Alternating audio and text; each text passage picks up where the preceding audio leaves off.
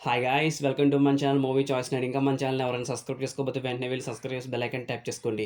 'కిరాక్‌పురి' వస్తే సైట్ మార్, 'ఖతర్నాక్ బీటు' వస్తే స్టెప్ మార్. ఇదే నా స్టైల్ అంటున్నాడు ఉస్తాద్ ఇస్మార్ట్ శంకర్ అలియాస్ డబుల్ ఇస్మార్ట్. మరి ఈ శంకర్ దిమాక్ కిరికిరి స్టోరీ ఏంటో తెలియాలంటే డబుల్ ఇస్మార్ట్ చూడాల్సిందే.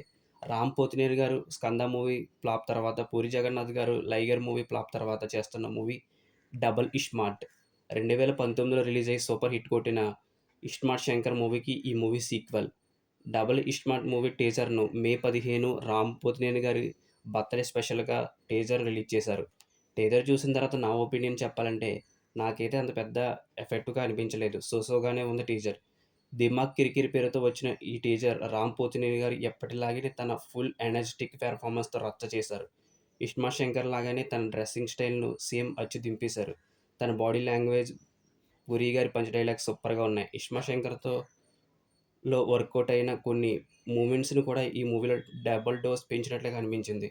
మణిశర్మ గారి బ్యాక్‌గ్రౌండ్ స్కోర్ సూపర్‌గా ఉంది. టీజర్‌లో హాలి గారు కనిపించిన షాట్స్ కొన్ని కామెడీగా అనిపించింది.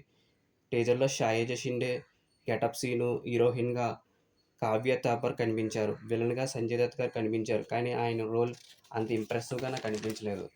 ఆయన్ని ఓన్లీ బాలీవుడ్ ఆడియన్స్‌ని దృష్టిలో పెట్టుకొని తీసుకున్నట్లుగా అనిపించింది. ఓవరాల్‌గా ఈ టీజర్‌లో ఫుల్‌గా పూరి గారి మార్క్ మాత్రమే కనిపించింది.